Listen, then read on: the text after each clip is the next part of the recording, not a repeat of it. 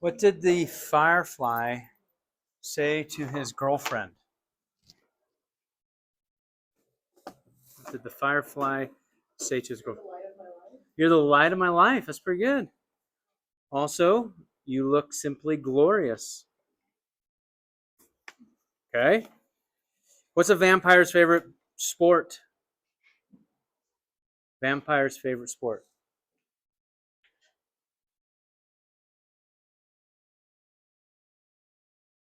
Basketball. All right, you ready for this one? I want you to pretend that you're in the jungle and a tiger is chasing you. What do?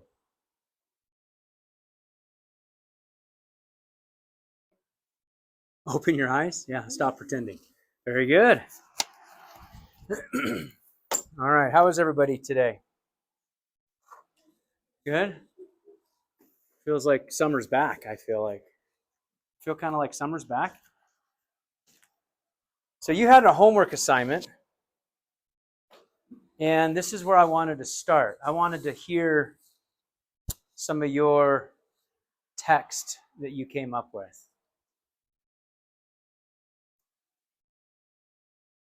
Any ideas? Anybody want to share?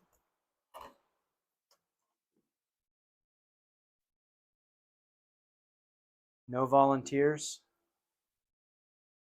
Maybe go volunteer before voluntold?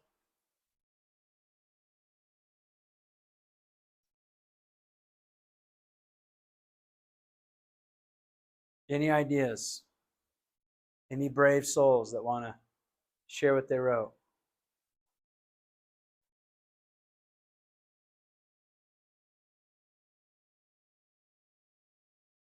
Nobody. Now let's do it as a group. Someone get us started. Say one sentence. The development of a malignant neoplasm. Where does it start?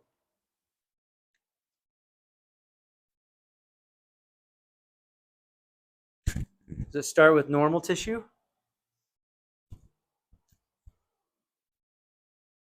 Starts with normal tissue.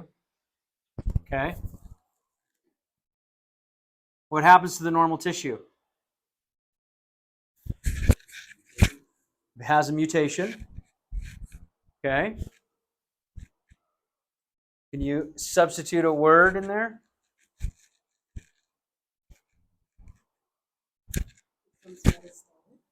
It becomes metastatic. I would say that's probably going to be towards the end where it's invasive, but let's save that word.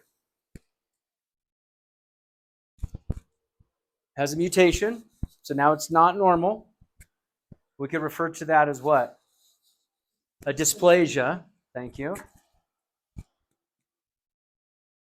Maybe some new tissue forms. What would we call that? That one's not on the screen. A neoplasia or a neoplasm. We get a new growth that shows up. Now, if it's contained, like in an epithelial layer, we'd refer to it as what? Being, what's that? Benign. Okay. What else? What are some other words that we could characterize it as? As it mutates and becomes atypical, but it's not metastatic yet. It's an in situ tumor, right? Okay, then what happens months, years down the road to that carcinoma in situ? It becomes poorly differentiated. I like that. What else? Mutations continue. What other things happen? It's on its way to become what? It's on its metastatic. It's on its way to become metastatic. So it becomes poorly differentiated. What else? What else does it do? It's got to do more than just one thing, right? It's got to do a few things. What's that? Okay, tumor angiogenesis. So that it can, as it grows, It kind of creates its own new blood supply. I like that. What else does it do? Again, the end goal is to become what? Metastatic. It loses its well-defined borders, and in order to get outside of those borders, it might have a mutation to do what?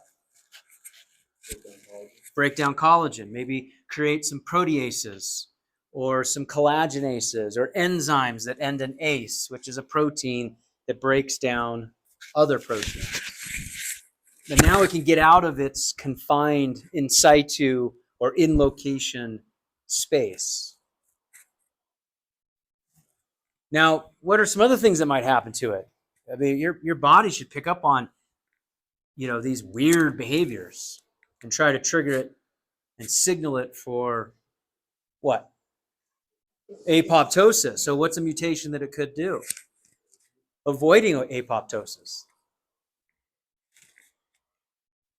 So kind of a simple little exercise, but it's to try to help you synthesize a lot of the different things that we talked about on Tuesday. Did that little exercise kind of help? Okay. I think if you didn't do that, it's not a bad study tool to try to write that paragraph on your own. And then I told you on Tuesday, feed it into Grok or something and see what it does and make some comparisons. Check its accuracy. It's a fun tool. You get to play with AI, and you get to practice, I think, a pretty good study tip.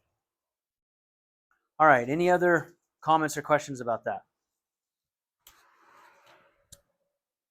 All right.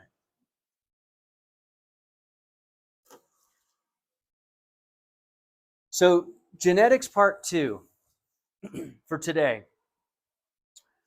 We're going to take a look at some of the additional processes that take place as tumors progress, as they end up being metastatic. So we've got here a liver that's studded with metastatic cancer. So in our little homework assignment that we just did, those secondary metastatic tumors or secondary METs, METS, will often make them into distal target tissues. And the liver is a very common location. Why? Why is the liver a very common location for catching tumors or catching metastatic cancer? What does the liver do? It filters blood. It's a giant filter. When's the last time you guys changed like your air conditioning filter or your heating filter? You're like, oh, that's a thing? Yeah, you should probably do that this weekend before winter comes about. Change your filter and I don't think we have one. If you have a heater, you have a filter. It's somewhere, okay? Call your landlord, ask them, where the filter is. How many change like your air filter in your car?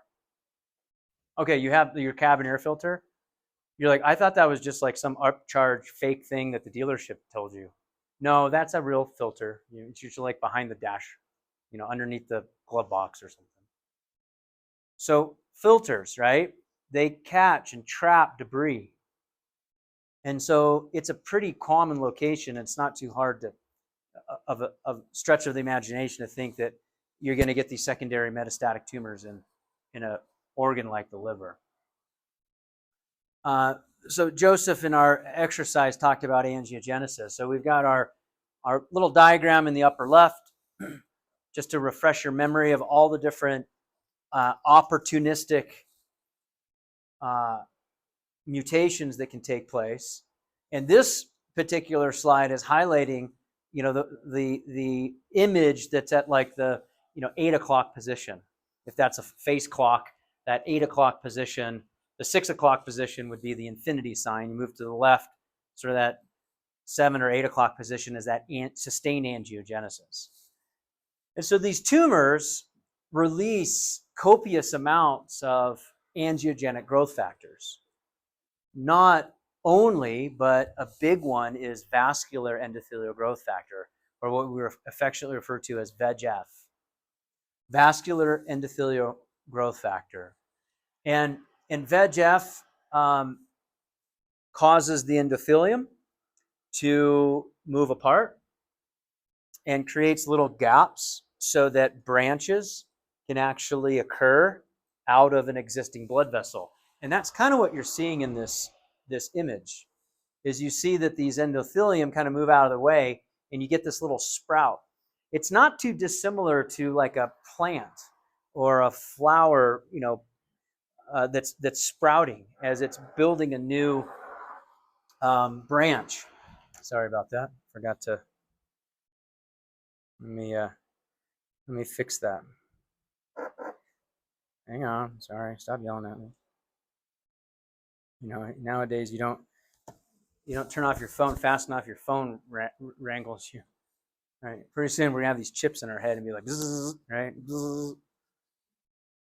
So these tumors kind of recruit the endothelium and they chemotact towards that vascular endothelial growth factor. And in this way, this tumor, as it grows, can kind of perpetuate its size by bringing a bigger or additional blood supply to it. So this basic understanding of tumor biology and the angiogenic potential, apply this to this question or this ideology. Some cancer prevention researchers are really into shark cartilage. They're like, I don't understand the connection, Keller. Well, let's play it out. And they're looking at shark cartilage and its development and how it develops to try to create some unique opportunities for anti-cancer therapies. So why do you think they're focused on shark cartilage or just cartilage in general? Turn to your neighbor, see what you guys come up with. Take a look at the other paragraph that you did for homework. Sneaking suspicion that not everybody did that.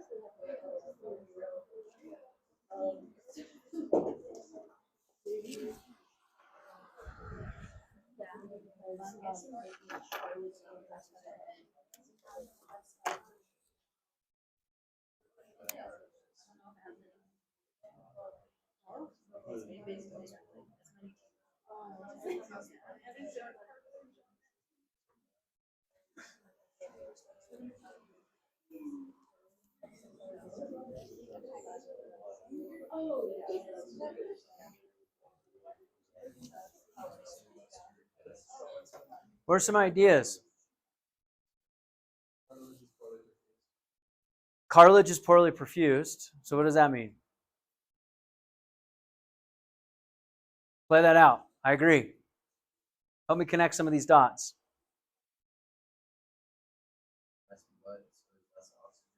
Less blood, less blood flow, less oxygen, right? So if you can understand the processes during development that maybe shut off blood vessels into a tissue, and you can apply that as anti-angiogenesis research to cancer biology problems, that's a huge field of research. And the individual that really pioneered this was Dr. Judah Folkman.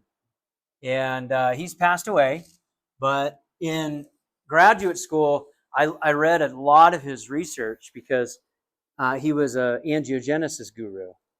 And he was looking at ways to turn off angiogenesis. And so I was trying to learn everything that he was doing and maybe do the opposite to try to promote angiogenesis for healing of tissues. But sometimes it's really, I think, valuable to sort of look at the other side of the argument, if you will. Like, if you're trying to go and promote angiogenesis, I was looking at all these amazing researchers and their quest to turning it off, because I figured I could learn some clues from what they were doing. If they taught go right, go right, go right, so I'm just turning left every time they say go right. So the late Dr. Judah Folkman was kind of one of my big mentors in the literature. I never met him, but I always thought highly of his research, and this is where it applies.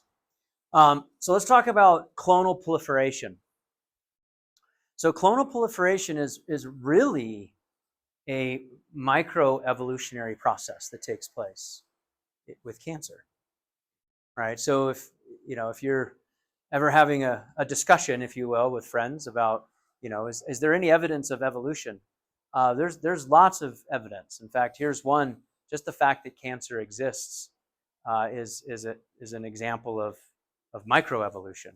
But it's microevolution that happens pretty quickly, right? Now, from a species standpoint, it's deleterious, right? Because it ends up killing the host. So, in the concept of Darwinian evolution, usually these mutations that take place are for positive benefits. Now, if you're the cancer, from the vantage of the cancer, it is positive for the cancer.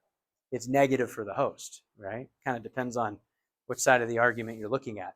But microevolution, you see a normal cell on the far left. We see some carcinogenic induced change or mutation. And now we get a tumor cell. And so this first lineage of cells are tumor cells. And let's label the red ones. It mutated to have a metastatic behavior right away. Right away. So it did exactly what you wanted to do right away. You just go metastatic, right? So it made this metastatic characteristic or phenotype right from the beginning because of this carcinogenic induced change. And it doesn't stop because the progression continues as long as the insult is there, right? And we'll look here at the end of the lecture at like the danger of chronic inflammation. Okay, chronic inflammation by nature, and now you understand, it's one that it elevates, it stays elevated, and never goes away, right? And we've looked at that, and we've gotten into the granular details on chronic inflammation. So let's pretend that this is a chronic inflammatory disease. For argument's sake, it's not necessarily a carcinogen, but it could. It could be tobacco smoke, and this could be a tumor in the lungs. Okay, pick your poison. It doesn't matter what the example is here, but these continue to mutate, and eventually the next lineage gives a phenotype in the next clone of not necessarily needing as many growth signals for it to grow. So it's more sensitive to the growth signals that might be normally being produced. And this continues. And now, okay, over here, you get this mutation that's purple that dies out because it doesn't really do anything beneficial. But this one that's sort of like teal blue, this one makes it invasive. So now we have metastatic, we have growing, and we have invasive. Right? It's like a wild pony behind a gate just trying to get out. And then the next mutation is non-antigenic. And if this continues and allows for matrix metalloproteases or collagenase or any kind of protease that breaks down that basement membrane, this mass is going to metastasize. Did you follow that? So this is clonal proliferation in cancer biology. This is essentially an example or evidence of microevolution that happens really fast, right? I mean, it happens within a patient's lifetime. And in some cases, this happens within a couple of years or, maybe 6 months. That's pretty quick. So this is a great flowchart as a study tool to answer the question, what is cancer and how does it come about? So if you can walk through this box diagram and you can write that little homework assignment paragraph, like you could do that again. That's a great study tool. I wonder if I understand this. You read that slide and do it by hand or type it out to yourself. Send yourself an email and type it out. Just see how you do. If you can explain that in a paragraph or two, that homework assignment, I think you have a pretty good handle on what we talked about. If you can secondarily walk through this flow chart, you'll answer a lot of questions, right? Okay, cancer, what is it? Well, it starts from a normal cell at the top. There's some sort of acquired DNA damaging agent, right? It could be chemicals, radiation, viruses, inflammation, UV light, carcinogenic agents. So that causes stress to a normal cell, and usually, what is a tumor suppressor gene example that would typically pause in gap 1 and allow for repair? Let's say if it was under like oxidative stress, the cell was under oxidative stress. What's an example of a tumor suppressor gene that would allow for this error to go back and make this DNA damage back to a normal cell? Give me one. What was it? TP53. Perfect. Do you know another one that might help pause and allow for repair? Another tumor suppressor gene? RB1, retinoblastoma. Yeah, those are the two that we talked about. Okay, so we covered that. Let's pretend that those two are compromised or it gets through. You have failure of DNA. So now you allow for this mutation in the genome of body cells. That's what somatic cells are. And this propagates. And now you activate growth-promoting oncogenes. You inactivate tumor suppressor genes like TP53 and RB1. And you alter the genes that regulate apoptosis. You allow it to fly under the radar. So now you have unregulated cell proliferation and you have a decrease in apoptosis, programmed cell death. So it's growing out of control and it's not being caught to program for death. Now you clonally expand it, right? You do this. Clonal expansion or clonal proliferation, the microevolution of cancer. And now you get all sorts of additional characteristics that are dangerous for the host, favorable for the cancer. You have angiogenesis. You escape from being detected. You have additional mutations like proteases. You can put some other ones like you make it more invasive, make it metastatic. All these different things that are the additional mutations that happen here, and this progresses, and now you get a malignant neoplasm that invades and metastasizes and sends another, tumor into like the liver or the bone, or from the brain to the lung, or from the lung to the lymph nodes. Does flow chart make sense?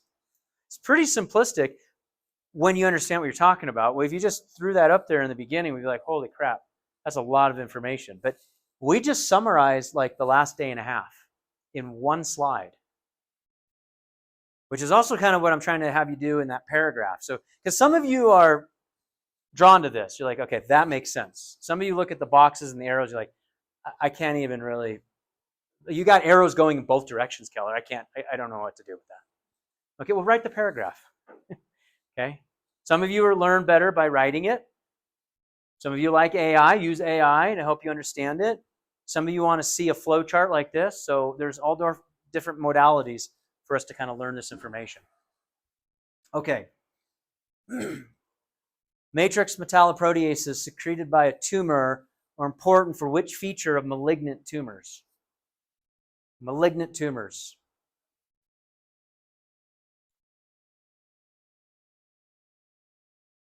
What do you think?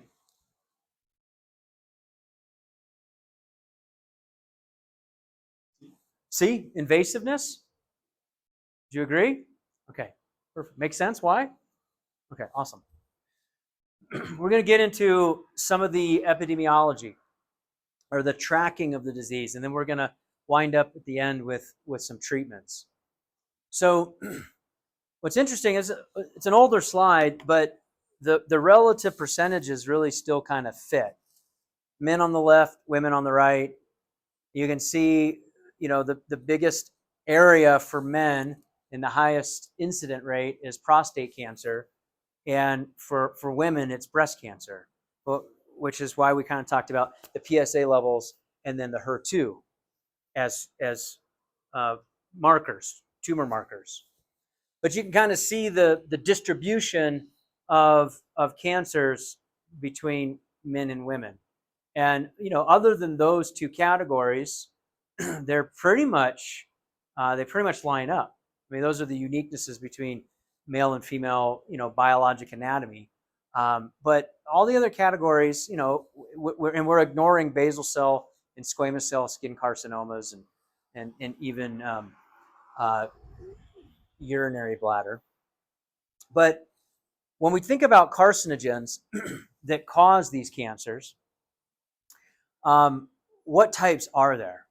Okay, so a carcinogenic agent is one that can stimulate a mutation in the DNA, and we look at mutagens. Mutagens are agents themselves that will mutate. It's like a mutagenic agent. A carcinogen is usually like a chemical or an exogenous factor that will have deleterious impact on the DNA sequence and cause substitutions or a point mutation or an amplification, like what we talked about on Tuesday. So we see lots of different carcinogens or mutagens in labels. Like, all kidding aside, you get into an elevator in California. I think there's some state law that requires them to put stickers on the elevator, and there's probably some, WD-40 on the cabling and oil and grease and, cleaners that they use to polish the metal. There's some plastics that, given enough time and extreme temperatures, you might have fragments break off. And so now you have to disclose to the public these carcinogens or mutagens, and you see all these labeling, yellow stickers and labeling, and it's some California law. If we've got stuff that happens in the germline, when a mutation happens in the germline, then it's a heritable trait that gets passed. And so it's inherited from one to the other. So those would be genetic defects that are inherited from the germline, from mother or from father. When it's an adult line, it's not inherited, and it ends with that particular individual. But sort of, a couple of main ones that we're going to look at: chronic inflammation, like I alluded to, infections, whether they're viral, bacterial, as well as some environmental factors like pollutions and pollutants. So chronic inflammation, first up. How does chronic inflammation contribute to cancer? Well, you tell me. I want to hear some of your thoughts.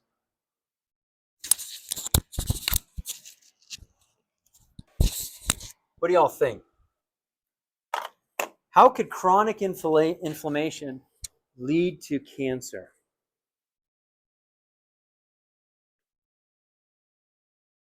What do you think?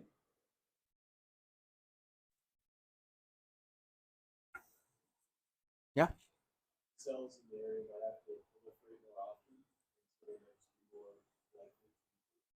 So the cells in the area may be under a higher level of proliferation if they're being stimulated by inflammation in the area, especially if it's causing the sloughing of tissue, or tissue is dying, you're going to try to replace it. So if proliferation and dividing and cell divisions or replication are happening more regularly, are you increasing your risk of a mistake happening? Yeah, for sure. Absolutely.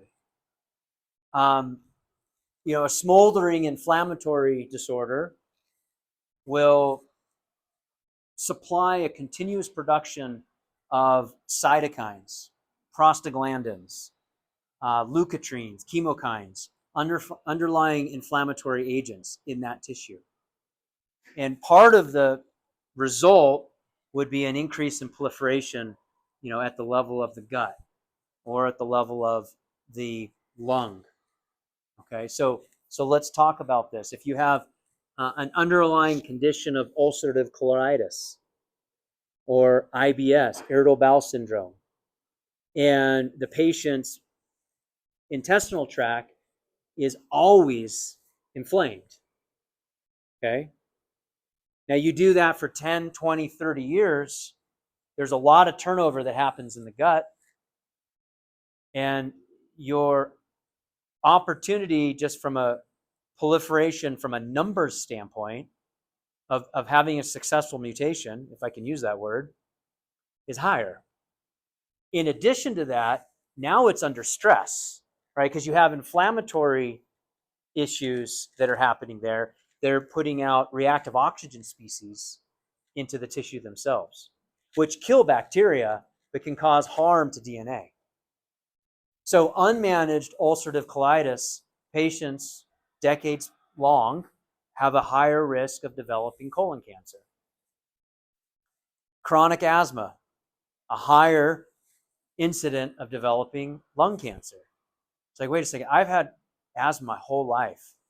Like, am I going to develop lung cancer? Unmanaged chronic asthma. Like you're not medically managing it. You wheeze all the time. You're supposed to be taking a pill or an inhaler, but you don't. You're constantly wrestling with your asthma. Your airways are chronically irritated and inflamed, right? Same thing with ulcerative colitis. I mean, if you have certain foods that you eat and you get off your diet, or you travel and your gut gets all disturbed, as long as you're not traveling every day, you're going to be, I'm not talking about the periodic or intermittent. I'm talking about every day for, day in, day out for months, years, decades. That's what we mean by unmanaged. So these reactive oxygen species, you also increase COX-2, and this is highly associated with colon cancer, where you have a high level of inflammation within the colon. And so on this picture on the right, what we're just diagramming is inflammation or infection on the left side, and on the far right side is some oncogene activation. And both of those pathways can lead to the same result, which is a cancer-related inflammation. Okay, if we continue this theme, infections. So now, kind of in this generation, we're treating younger patients, or we're offering a vaccine to younger female patients, which is an HPV vaccine, which has been shown clinically to decrease the risk of developing cervical cancer. Have you guys heard about this? Okay, so I mean, most of you probably don't have kids, or you're too young to have kids yet, or you're in a different earlier phase in life. But the ones that are just above you, just have young kids, maybe siblings, or maybe a young aunt and uncle that has kids, friends. They're just kind of one stage in life beyond where you're at. If they have daughters, then their pediatrician may be recommending the HPV vaccination, which has been met with a tremendous amount of controversy. But the data is actually pretty clear. So human papillomavirus, HPV, this is a virus that can be transmitted sexually and at any stage in life, okay? So a lot of the controversy is, well, why would I give my 6-year-old a vaccine to a sexually transmitted disease? It's like, well, your 6-year-old's not going to be 6 forever. And if somewhere down the line they are transmitted this virus, now it can lead to cervical cancer. Okay, so if you're asking, well, why don't we do this for boys? Then you should come talk to me after class. Okay, so this is just for little girls that are at risk of developing cervical cancer, and that's why it's kind of controversial, right? There's certain populations of families that are like, well, why would I give my 6-year-old a vaccine for a sexually transmitted disease? I said, well, you're thinking about now. You're not thinking about 10, 20 years from now, or even 30 years from now. Who knows what's going to happen? So cervical cancer, HPV. So that's an infection, a sexually transmitted disease that causes in a chronic inflammation of the cervix, and now they're at risk of developing cancer if it remains untreated. Hepatitis B and C can lead to liver cancer. So there are vaccines for some hepatitis like B, HIV infection can lead to a Kaposi sarcoma. That's a tumor that is a cutaneous lesion. They're kind of like these sort of almost like boils in a way.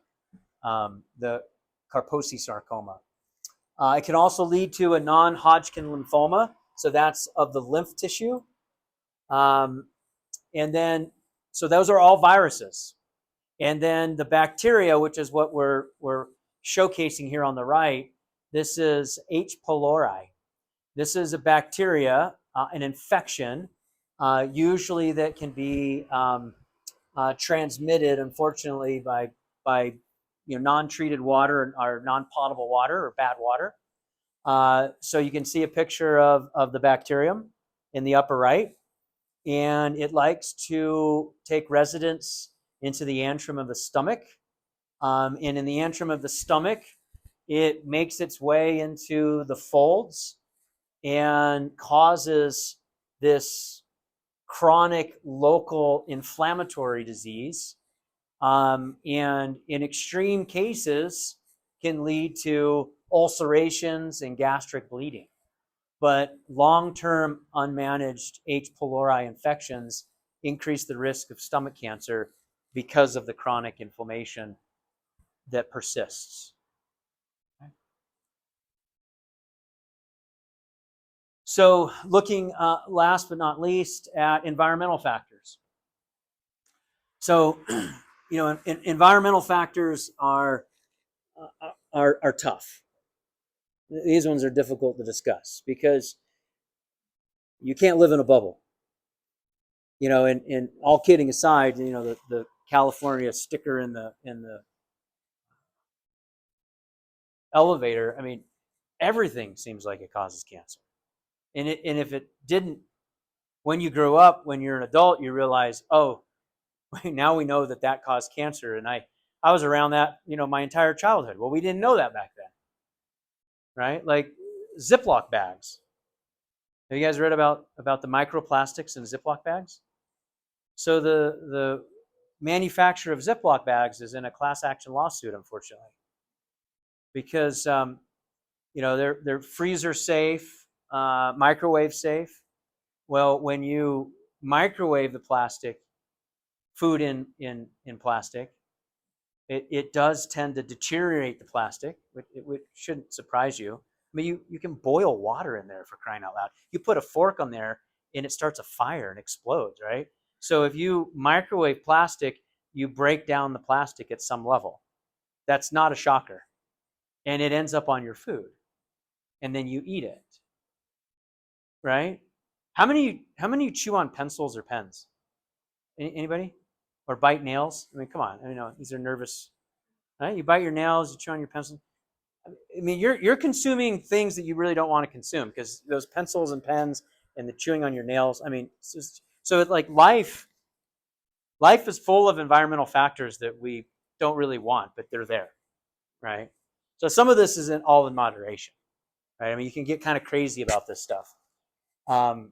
So ionizing radiation, UV radiation. I mean, we're in the Southwest.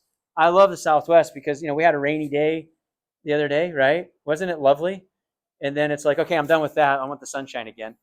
But, there's some places in the country where that's all they get is a lot of rain, right? And they're depressed and they never see the sun, and right. So I'm happy for the sun, but you got to be a little mindful of it. Asbestos. I mean, there was a time where we didn't know asbestos was bad for us. Air pollution. I don't know if we ever thought it was good for us. Okay, but we like big cities, right? We tend to flock to big cities. That's why they have a lot of population. Electromagnetic fields tend to collect certain things. They have a force associated with electromagnetic field, so they will draw things in. There's some debatable literature on your cell phone and the electromagnetic field that it creates. And, are you predisposing yourself to more environmental factors with an increase in cell phone use? I mean, cell phones probably will be one of those types of things when you're my age that there'll be papers like, hey, that was bad for us. I mean, think about it. You know, you guys grew up with them. You know, we had payphones, and if you didn't have like, you know, a nickel or a quarter in your pocket, you couldn't call home. So just different things, right? And in my generation, early in my youth, people thought smoking was fine because all the tobacco companies said it was fine, right? Just like all the vaping companies say it's fine, right? And you're already seeing, I mean, how many of you know that vaping is not good for you, right? Do you guys remember when it was considered a safe alternative? Yeah. Yeah, I mean, some of it's just common sense, right? I mean, I we'll get into the respiratory lecture on vaping and a little preview. So, I mean, I've been teaching this class so long that I've taught it before vaping was even invented. Okay, and then when it was starting to come on the scene, students would be like, you know, hey, is this a safe alternative? I'm like, what do you think? Like, let's break down the vape device, right? And we weren't designed to breathe air that you can see or taste or smell. Like the air we breathe is supposed to be clear, odorless, and colorless. And so I'm not sure putting all of those alternative things in your airways is a good idea. Is it better than tobacco, cigarettes? Maybe. I'm not sure. We'll find out. And the answer is, it's probably not any better. You just traded certain problems with other problems. Okay, so let's look at tobacco uh, and cancer. I mean, this is a no-brainer. But I'm also showing you some data on alcohol consumption. And have you seen the most recent data that came out on dementia and alcohol consumption? So now the conventional wisdom is that, you know, there used to be a lot of guidelines around, you know, well, if you're going to drink, maybe do it in moderation, because in moderation actually might be good for you. You know, follow me. It lowers your heart rate, it relaxes you, it lowers your blood pressure. Red wine, right? Red wine has shown additional cardiovascular benefits. So red wine has been labeled for the longest time as being like a healthy drink, okay, in moderation. Okay, and so now there's new publications out that show that any amount of alcohol use increases your risk of developing dementia later in life. Now, okay, let's think about this. If you drink alcohol, which is a poison, let's just call it what it is. I mean, it's a toxin, and you put it in your body, and the liver detoxifies it. And we'll talk about this in the liver lecture. And there's an intermediate of alcohol detoxification process. That intermediate, when it rises, it's toxic to the liver, but it's also what makes you feel like drunk or inebriated, or you know, gives you that pleasurable feeling.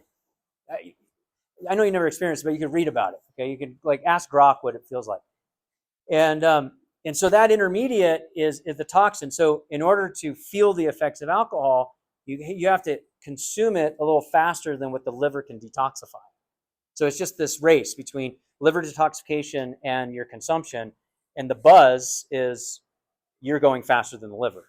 Okay, so take any household poison under your sink and think about, would you consume it?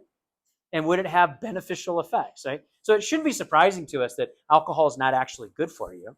But now there's medical research to show that, well, the mind-altering buzz, you do that decades over time, and maybe you have a predisposition to developing dementia that we just learned about.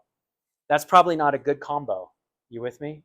So that's the same kind of analogy here. But you know, hey, you know, we had some colleagues in town last night. Went out to dinner, and I had a glass of wine.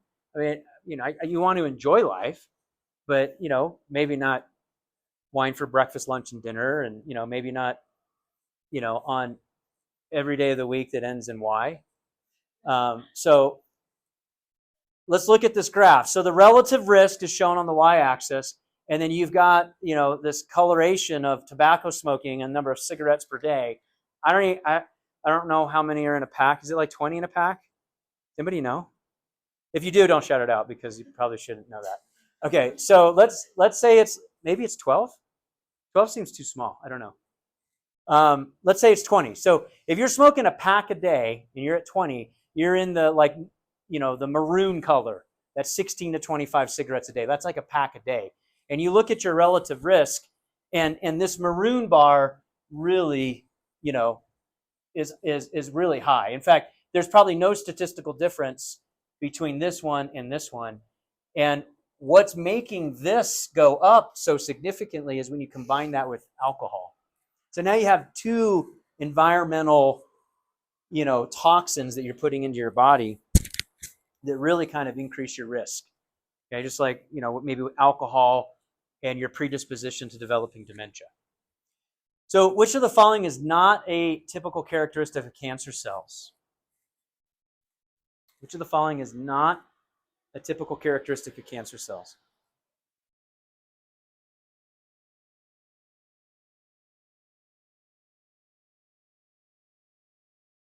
Do they have a loss of cellular self-destruct mechanisms? Or do they have a loss of um, uh, apoptosis? Unlimited replication? Not. They can replicate all the time, right? Autocrine stimulation? Yeah, they can stimulate themselves to grow. Are they have a decreased responsiveness to growth signals? No, they typically have an increased response to growth signals. So D, right? All right, so let's not be Debbie Downers. We're going to talk about treatments. And there's been a tremendous amount of progress in the world of cancer treatment. It's pretty remarkable. In fact, generally speaking in medicine, every 5 to 10 years, there's huge leapfrogs in discoveries.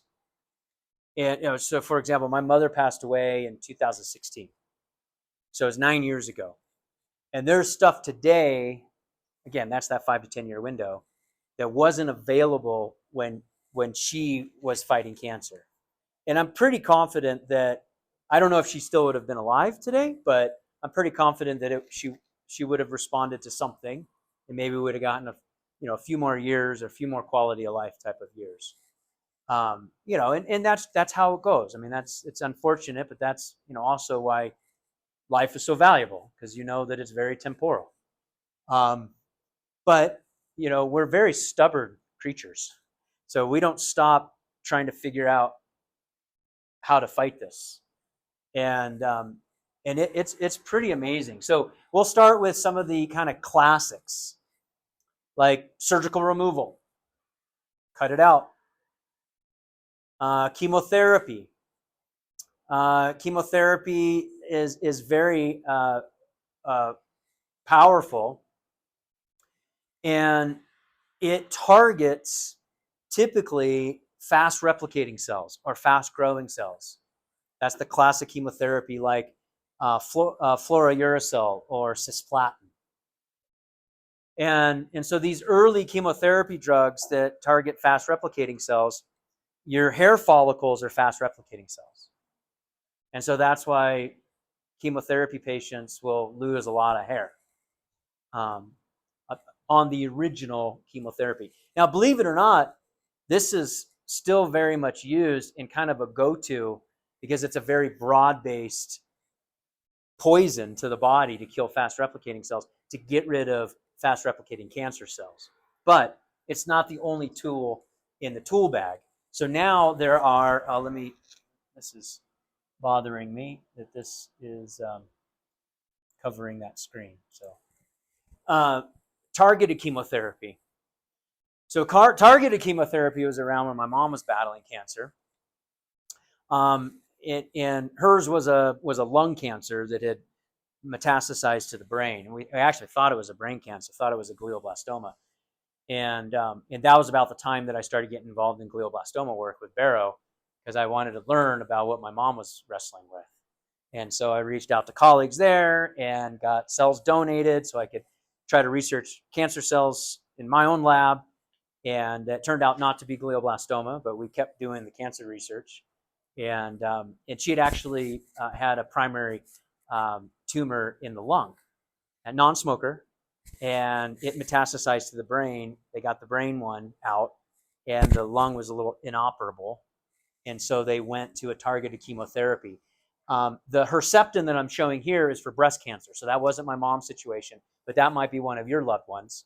So targeted chemotherapies, they block the growth and the spread of the cancer with using specific molecular targets that are being expressed on the cancer itself. So for example, you have Herceptin that's being shown here. This is directed against the HER2 receptor. And there's a high propensity of HER2 in breast tissue. So it's putting the poison in the body, but it only attacks that particular tissue site. Especially cancer cells that are replicating and expressing high amounts of HER2, they're the ones that the Herceptin actually goes after. It's pretty clever, right? Very, very clever. So that's how targeted chemotherapy works. And then kind of the last one is very new. This was not around when mom was battling cancer, and this is immunotherapy. This is like almost like science fiction in my mind. Like immunotherapy has come on the scene post my mom passing in 2016, and during the time that I've taught this class, which is just kind of wild to see how the field has evolved. And it just blows my mind to think about what you all are going to either invent or be part of or be able to utilize as you move into medicine and your future fields. So immunotherapy, bottom line, what you do is you do a sample of the tumor, you extract out of the tumor mass tumor infiltrating lymphocytes. So these are certain lymphocytes that have figured out how to find the tumor. Because your body's pretty clever, remember? Remember the clonal diversity of the immune system? The problem is there's so few of them, and the tumor is mutating, but you'll find some, and you can screen for them. You isolate these, you activate and expand them, and then you deliver them back into the patient. So you take them out, they're like, the rogue soldier that made it into the cancer and figured out the cancer was foreign. You hijack it, you give it like a 007 mission, and then you clone it and create an army, and then you put it back into the patient, which is kind of mind-blowing. It's like sci-fi stuff. Now, the whole time you do this, you're going to also use a chemotherapy or radiation. A lot of times the chemotherapy isn't targeted. It's the general chemotherapy, right? Because they really want the best chance of success. So they're kind of doing a blend of different types of therapies in order to get rid of the cancer. But this TIL, or this tumor infiltrating lymphocyte transfer, is pretty darn clever. Like I'm just so impressed that we have these tools available to. So that's immunotherapy, and it works really, really well. It works really, really well, and it's customized. Okay, that's all I have for you. Any questions that I can try to answer on cancer, on the meaning of life? No, I'm just kidding. What situations are immunotherapies? Which situations are they ineffective? Oh, that's a great question. I don't know the answer to that. If I had to guess, because I don't have a list of the immunotherapies and the ones that they're best for versus the ones that they're not as good, be a great question for AI. But if I had to guess, it may have something to do with the mutation rate. So if you have a tumor that is aggressively mutating, your immunotherapy strategy, the time it takes you to harvest, clone, and expand, and then transfer back, if the cancer is already mutated, those TILs may no longer be effective. So that would be my guess if it's a fast replicating tumor. And it's probably very patient specific Some patients, the tumor is much more aggressive. It's mutating very quickly, which is one of the reasons they use general chemotherapy while they're or radiation to kind of control the cancer while they're doing the expansion, because they can kind of keep the cancer suppressed, where it's sort of fighting a battle of, if they're fighting a battle to survive against a chemotherapy, they're less likely to mutate, or they'll mutate against that chemotherapy agent, but everything else they'll probably keep the same. We talk about cancer as if it has a brain. It doesn't, but we talk as if it does. Tough topic, but hopefully you learned a few things. You have a better handle on, what is cancer, why is it dangerous, how does it come about, and how do we address it? How do we treat it? Yeah, one more question. I was just gonna ask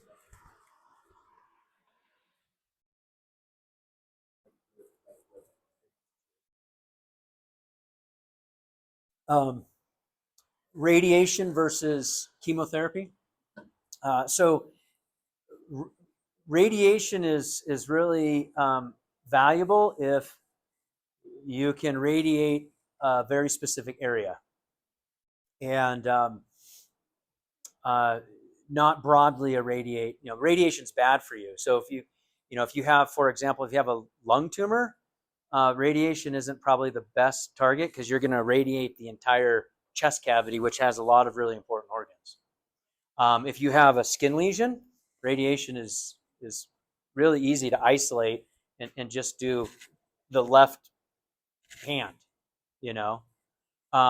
So for my mom, they had the Barrow at the time had, for the brain, they did surgery, but they also did radiation, but it was targeted radiation called gamma knife. And so they actually, and this is like 9 years ago, they put a cap on her head, like a device that they like screwed to her scalp. So she had like three, like, like Allen wrench looking like screw thingies, because it had to be very precise. And then they could target the radiation three-dimensionally to hit the tumor in the middle of the brain where it was, and only that, and maybe a little healthy margin around it. And they called it the gamma knife. And so that was a targeted radiation that we now have, which is, she had it then that was that picture in the dementia Parkinson's lecture, where I was in front of Muhammad Ali. That was at Barrow. And they were doing their Parkinson's center build out, and they had just gotten the gamma knife, and that's why we were there at Barrow for Mom. So that's a targeted radiation, and so now we can do almost like three-dimensional radiation delivery in tissues. But if it's too dangerous, like in the chest cavity, and it's too dangerous, then they may move to general chemotherapy or a targeted chemotherapy if they can. Yeah. Okay. Have a great weekend. You guys seem like reluctant to be let out a little early, but I'm giving you, like 11 minutes back on your day. So